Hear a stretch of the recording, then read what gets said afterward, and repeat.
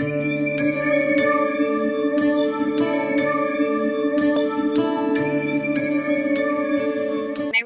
Astro பூர்ணாவின் அன்பார்ந்த வணக்கங்கள். இன்னைக்கு நாம பார்க்கக்கூடிய பதிவு ஆகஸ்ட் மாத பலன்கள். ஆகஸ்ட் மாதத்துல என்ன மாதிரியான ஒரு அமைப்புகள் கோச்சார கிரகங்கள் இருக்கு அப்படின்றத நம்ம முதல்ல பார்க்கலாம். ஆகஸ்ட் மாதத்துல மிதுன ராசியில குருவும் சுக்கிரனும், அடுத்து கடக ராசியில சூரியனும் புதனும், அடுத்து சிம்ம ராசியில கேது பகவான், கன்னி ராசியில செவ்வாய் பகவான், கும்ப ராசியில் ராகு பகவான், மீன ராசியில் சனி வக்ரமாக இருக்கிறார். இந்த மாதத்துல கிரகங்களின் பெயர்ச்சிகள் அப்படின்னு பார்க்கும்போது 17ஆம் தேதி ஆகஸ்ட் மாதம் சூரியன் கடக ராசியிலிருந்து சிம்ம ராசிக்கு தன்னுடைய சொந்த வீடான அந்த சிம்ம ராசிக்கு பெயர்ச்சியாகி வருகிறார். 21ஆம் தேதி ஆகஸ்ட் மாதம் சுக்கிரனாகப்பட்டவர் மிதுன ராசியிலிருந்து கடக ராசிக்கு பெயர்ச்சியாகி வருகிறார்.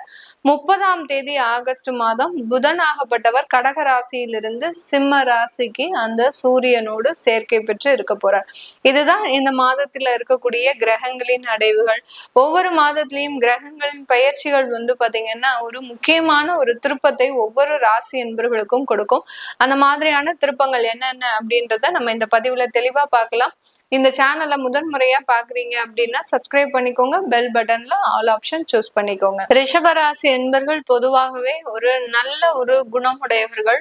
இவர்களினுடைய குணத்துல பாத்தீங்கன்னா எந்த ஒரு பிசுறுமே கண்டுபிடிக்க முடியாது. அந்த அளவுக்கு ரொம்ப ஒரு வெள்ளேந்தியான ஒரு மனமுடையவர்கள். எப்படி ஒரு சுக்கிரனுடைய அமைப்பு அப்படின்னு பாத்தீங்கன்னா, சுக்கிரன்றது பளீரான ஒரு கிரகம், ஒரு பிரகாசமான கிரகம். அந்த மாதிரியான ஒரு பிரகாசமும் ஒளியும் உடைய ஒரு ரிஷபராசி என்பர்கள். ஆனா இவங்க கிட்ட போய் கேட்டோம்னா மனதுக்குள்ள நிறைய மன வேதனைன்றது இருக்கும். ஏன்னா இந்த இடத்துல சந்திரன் உச்சம் ஆகுறதுனால, இந்த ரிஷப ராசியில அந்த சந்திரன் உச்சம் ஆகுறதுனால மனவேதனை அதிகமா இருக்கக்கூடிய நபர்களும் இருக்கிறாங்க. மனவேதனையே இல்லாம எதை விஷயத்தையும் ரொம்ப எளிதாக எடுத்துக்கக்கூடிய ஒரு ரிஷபராசி என்பர்களும் இருப்பாங்க. ஒரு ரெண்டு சூழ்நிலையில இருக்கக்கூடிய அன்பர்களும் இந்த ரிஷபராசியில இருக்கக்கூடியவர்கள் இருப்பாங்க.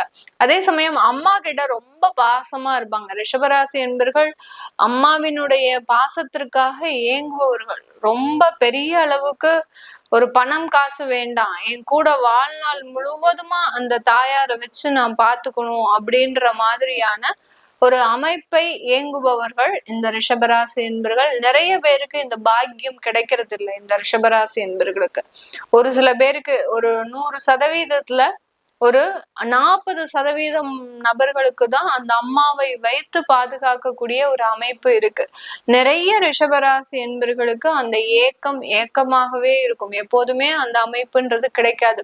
மாசத்துக்கு ஒரு வாட்டி போய் பாக்குறது, அந்த அப்படி போய் பார்க்கும் போதும் ஏதோ ஒரு திருப்தி இல்லாத ஒரு சூழ்நிலையில நிறைய மன வேதனையோட அம்மாவை போய் பார்ப்பாங்க. ஆனா அம்மாவை பார்த்த க்ஷணமே பாத்தீங்கன்னா அவங்களுக்கு எல்லாமே மறந்துடும். இங்க இருந்து போகும்போதே அம்மா கிட்ட நிறைய சொல்லி அழணும் அப்படின்னு தான் போவீங்க. அம்மாவை பார்க்கணும், பார்த்த உடனே அந்த தெய்வத்தை பார்த்த மாதிரியாக, இப்ப எப்படி நம்ம ஒரு கோயிலுக்கு போய் அந்த தெய்வத்தை பார்த்தோன்னே எதுவுமே நமக்கு வேண்டறதுக்கு தெரியாது. அப்படியே பார்த்து நிலையா மனைச்சு போய் நின்று அப்படியே அழுதுகிட்டே இருப்போம். அந்த மாதிரிதான் இந்த ரிஷபராசி என்பர்கள் தன்னுடைய தாயாரை பார்த்தோன்னே எல்லாத்தையுமே மெய் மறந்து அவங்களோட ஒரு பொழுது சாப்பிட்டுட்டு வரணும் அப்படின்றதுக்காகவே போயிட்டு வருவாங்க. இந்த மாதிரியாகலாம் இந்த ரிஷபராசி என்பர்களினுடைய மனநிலைமைன்றது இப்படி இருக்கும். இவர்களுக்கு இந்த ஆகஸ்ட் மாதம் இவர்களுடைய ராசி அதிபதி மாதத்தின் முற்பகுதியில குருவோட சேர்ந்து அந்த கஜலட்சுமி யோகத்தை கொடுக்குறாரு. அதனால தடைப்பட்ட வருமானங்கள் எல்லாமே உங்களுக்கு வந்துட்டு தான் இருக்குது. எந்த விதமான அந்த பினான்சியல் பொசிஷன்றது டவுன் ஆகல இன்னும் இந்த மிதுன ரிஷப ராசி என்பர்களுக்கு.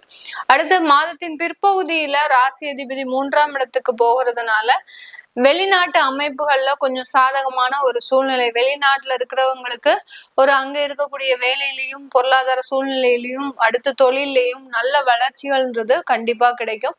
இங்க இருக்கிறவங்களுக்கு ஒரு அலைச்சல்ன்றது அதிகமாக இருக்கும். இந்த ராசி அதிபதி 3ஆம் இடத்துக்கு போகும்போது நிறைய முயற்சிகளை செய்வீங்க. உங்களுடைய தொழில்ல ஒரு ப்ராஜெக்ட் எடுக்கிறதுக்காக அந்த ப்ராஜெக்டுக்காக இந்த மாசம் ஃபுல்லா செலவு பண்ணுவீங்க. அந்த அளவுக்கு அந்த முயற்சிகள்ன்றது கடுமையான ஒரு முயற்சிகளாக இருக்கும். நிறைய இடத்துல அங்க பணம் விரயமாக செலவழிக்கிறதுக்கு வாய்ப்புகள் அதிகமாக இருக்கு இந்த ரிஷபராசி என்பவர்களுக்கு. குடும்பம் சம்பந்தப்பட்ட ஒரு சில சூழ்நிலைகள்ல நிறைய ஒரு வாக்குவாதங்கள் ஏற்படக்கூடும். அந்த வாக்குவாதங்கள் கடைசி பாத்தீங்கன்னா நல்ல ஒரு மாற்றத்தை கொடுக்கக்கூடிய ஒரு வாக்குவாதங்களாக தான் இருக்கும். கடைசி அந்த டிசிஷன் எடுக்கும்போது எப்படி இருக்கும், ஏதோ ஒரு விஷயத்த பத்தி பேச ஆரம்பிச்சு அது ஒரு காரசாரமாக போய் அந்த மீட்டிங்கு கடைசி பாத்தீங்கன்னா அந்த முடிவுல பாத்தீங்கன்னா அந்த விவாதத்தின் முடிவுல ஒரு நல்ல ஒரு வளர்ச்சி அப்படின்றது கண்டிப்பா தெரிய வரும். உங்களுக்கே தெரியும், ஒரு மாற்றம்ன்றது கண்டிப்பாக தெரியும்.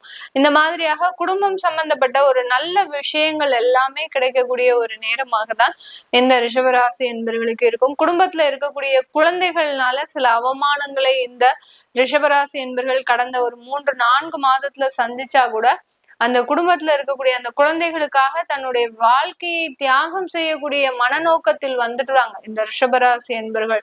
தன்னுடைய குழந்தை தானே, தன்னுடைய குழந்தைக்காக நம்ம செய்யாம வேற யாருக்கு செய்ய போறோம் அப்படின்ற மாதிரியாக அந்த சமாதான பேச்சுவார்த்தைன்றது கண்டிப்பா கிடைக்கும். அததான் சொன்னேன், குடும்பத்துல ஒரு காரசாரமான விவாதம் போனா கூட அது முடிவுல பாத்தீங்கன்னா உங்களுக்கு ஒரு நல்ல ஒரு மாற்றம்ன்றது கண்டிப்பா கிடைக்கக்கூடிய ஒரு நேரமாக தான் இந்த ரிஷபராசி என்பவர்களுக்கு இருக்க போகுது. இந்த காலகட்டத்துல உங்களுக்கு 4ஆம் இடத்துல அந்த சூரியன், புதன், கேது அப்படின்றது 3 கிரகங்களும் இந்த ரிஷபராசி என்பவர்களுக்கு மாதத்தின் பிற்பகுதியில தான் சேருது. புதனாகப்பட்டவர் உங்களுடைய 30ஆம் தேதி தான் அங்க போய் 4ஆம் இடத்துல சேர்றாரு. அதனால 4ஆம் இடத்துல அந்த மாதத்தின் பிற்பகுதியில சூரியனும் கேதுவும் இருக்கிறதுனால உங்களுடைய சொந்த சொத்துக்கள்ல சில அடமானங்களுக்கு போகக்கூடிய ஒரு சூழ்நிலை, சில பேர் சொத்துக்கள்னால பிரச்சனைகளா இருக்கு அப்படின்ற பட்சத்துல அந்த சொத்துக்கள்லாம் கொஞ்சம் அடமானத்துக்கு போகக்கூடிய ஒரு சூழ்நிலையை அனுபவிக்கக்கூடிய ஒரு தருணமாக தான் இந்த ரிஷபராசி என்பவர்களுக்கு இருக்கும். ஏன்னா ரொம்ப மாதமாக அதை எப்படியோ கண்ட்ரோல் பண்ணி நீங்க இஎம்ஐ பே பண்ணிட்டே வந்துட்டீங்க. இப்போ கடந்த ஒரு 3 மாதமாக தான் பே பண்ணியிருக்க மாட்டீங்க. அப்படி இருந்தும் பாத்தீங்கன்னா அந்த லோன்ல இருக்கக்கூடியவர்கள், அந்த பேங்க்ல கடன் வாங்கினவங்க அந்த மாதிரியான அடமான சூழ்நிலைக்கு உங்களுடைய சொத்தை கொண்டு வரக்கூடிய ஒரு தருணம். இதனால கொஞ்சம் திகைச்சு போகக்கூடிய ஒரு நேரம். என்னடா இது, நம்ம இதை எதிர்பார்க்கவே இல்லையே அப்படின்ற மாதிரியாக அந்த இடத்துல கொஞ்சம் நிலை தடுமாறி நிற்கக்கூடிய ஒரு நேரமாக தான் அந்த சொத்து சம்பந்தப்பட்ட சில விஷயங்கள்ல தேவையில்லாத பாதிப்புகள் ஏற்படக்கூடிய ஒரு நேரமாக இருக்கும். அம்மாவினுடைய மருத்துவ செலவுகள் ஏற்கனவே இருக்கு அப்படின்ற பட்சத்துல இந்த காலகட்டம் கொஞ்சம் அதிகரிக்கும். மருத்துவ செலவுகளும் அதிகரிக்கக்கூடிய ஒரு நேரமாக தான் இருக்க போகுது. இந்த மாதிரியான விஷயங்கள் உங்களுடைய வாழ்க்கையில நடந்திருக்கு அப்படின்னா கீழே கமெண்ட் பாக்ஸ்ல தயவு செய்து கமெண்ட் பண்ணுங்க. உங்களுடைய ஃப்ரெண்ட்ஸ் அண்ட் ரிலேட்டிவ்ஸ்க்கு இந்த பதிவை ஷேர் பண்ணுங்க. இது எல்லாமே நம்ம கோச்சார நிலவரப்படி இந்த மாதத்திற்கு உண்டான பலன்களை கணிச்சு சொல்லியிருக்கிறோம். உங்களுடைய தசாபுத்தி சுயஜாதக பலன்களை பார்க்கணும் விருப்பப்படுறவங்க கீழே இருக்கிற நம்பருக்கு தாராளமா நீங்க வாட்ஸ்அப்ல அப்பாயின்மெண்ட் வாங்கிக்கிட்டு நீங்க என்கிட்ட கன்சல்ட் பண்ணிக்கலாம். உங்களிடமிருந்து விடைபெறுவது உங்கள் ஆஸ்ட்ரோ பூர்ணா. நன்றி, வணக்கம்.